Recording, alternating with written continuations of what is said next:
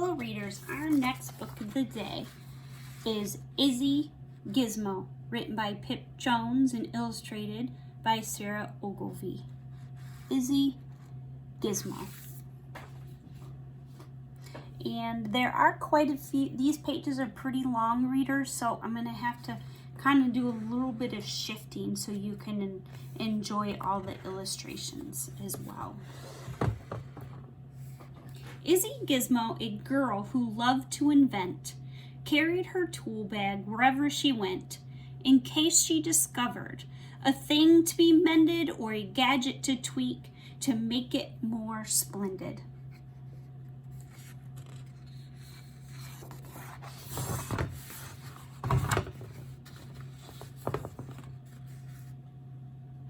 But the trouble with things that have dials and switches is they don't always work.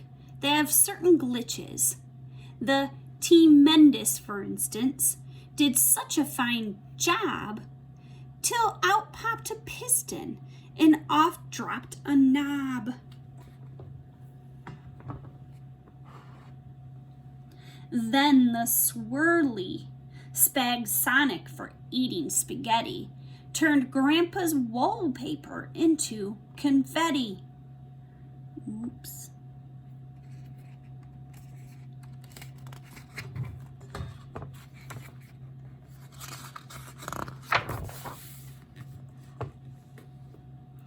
The Beardtastic had Grandpa near perfectly styled till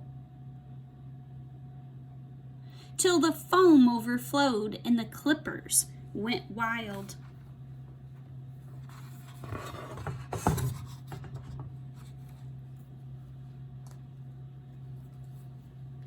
Well, Isabel, who was so clever and bright, would get rather cross when things didn't go right, and she huffed, "It's too tough. I've had it.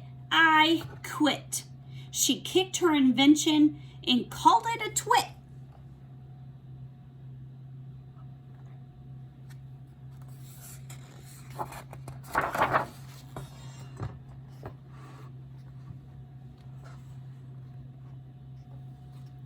Isabel fumed. Grandpa smiled and chuckled.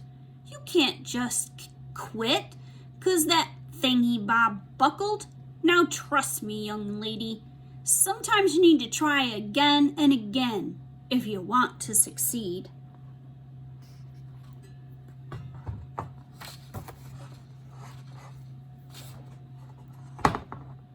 Perhaps Grandpa was right, but still, Isabel sighed. She picked up her tool bag and wandered outside. Kicking the stones on the path as she walked, Izzy jumped at a bump. Up ahead, something squawked.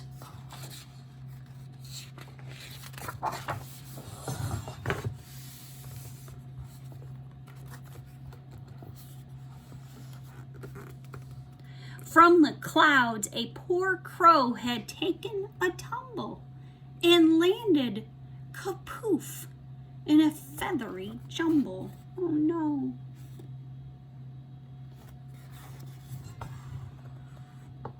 Izzy ran to the vet's, but he just shook his head.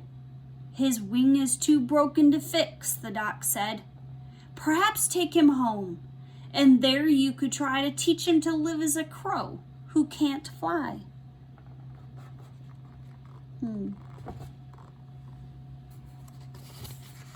Some predictions.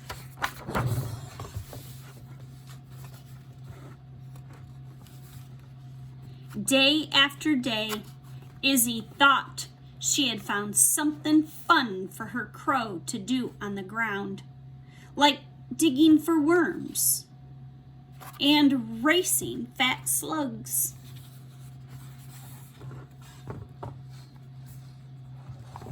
Hopscotch and hoopla and searching for bugs. But the heartbroken crow simply gazed at the sky as the other birds sang and flew happily by.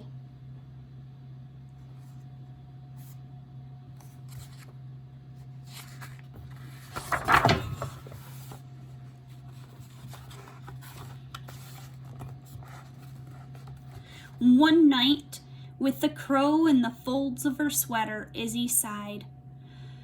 Oh, I wish I could make him feel better. I've tried. He won't play. He won't drink. He won't eat. He was so very close to admitting defeat. Grandpa said, Izzy, don't give up on him now. I know you can do it. Just work out how. Then Grandpa passed Izzy her gadgety things, and she knew what to do. I'll invent some new wings.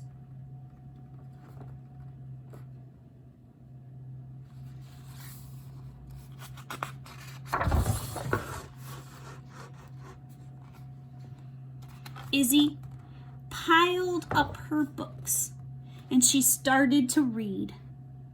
Look at all those books. Circuits and wires, machines. Book of aerodynamics. This way up. Then she made a long list of things she would need.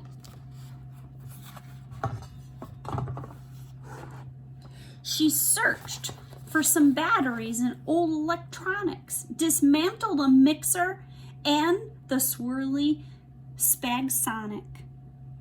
The crow watched, entranced, and he held Izzy's drill while she bent, bashed, and battered and walloped until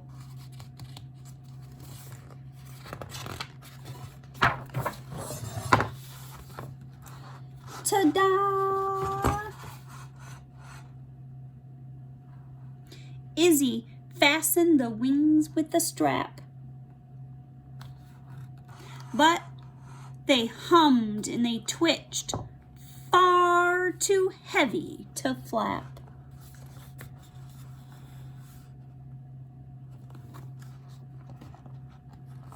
"Arrgh!" Izzy yelled. I'm no good at succeeding, the crow softly cawed, his beady eyes pleading. What now? Izzy cried. Try again, Grandpa said. Okay, follow me, and with that, off she sped.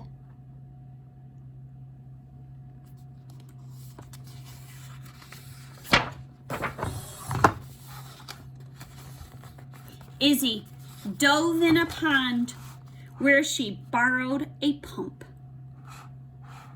Then she took from an engine 2 sprockets a sump.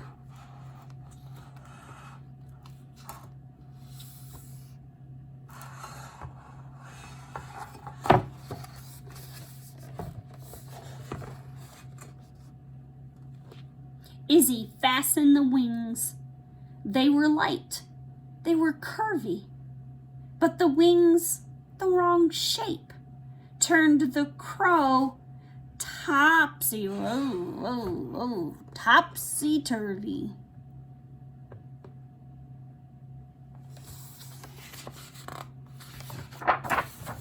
I give up, Izzy yelled with a furious frown.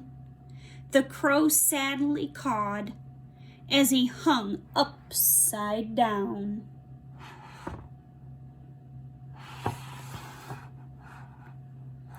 Izzy unscrewed the head from the shower, found special circuits to adjust the wing's power, and finally, using her trusty old pliers, she borrowed the motors from the 2 big blow dryers.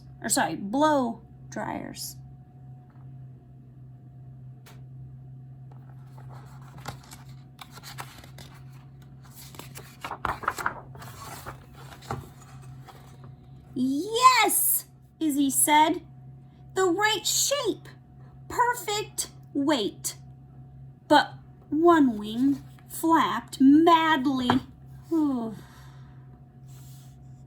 The crow couldn't fly straight.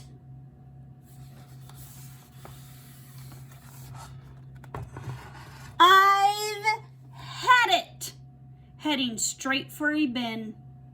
But the crow blocked her path. He just wouldn't give in.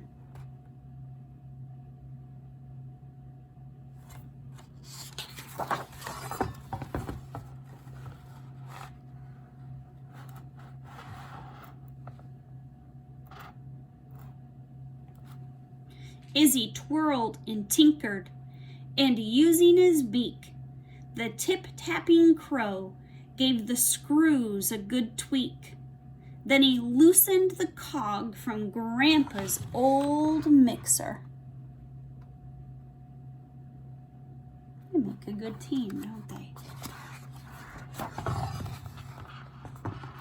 You can fly, Izzy cried. Oh, your name should be Fixer. After two, the loops, Fixer came into land and stood happily cawing upon Izzy's hand. You tried very hard, Grandpa said, and succeeded. You kept at it, Izzy. You did what was needed.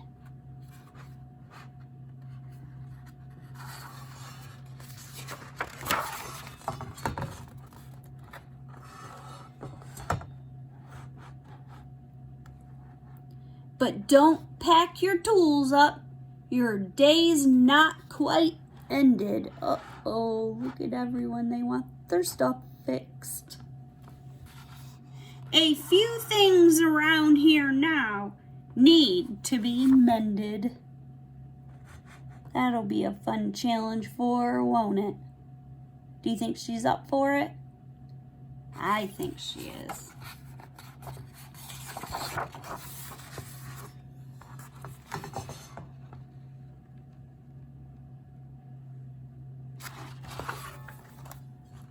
Izzy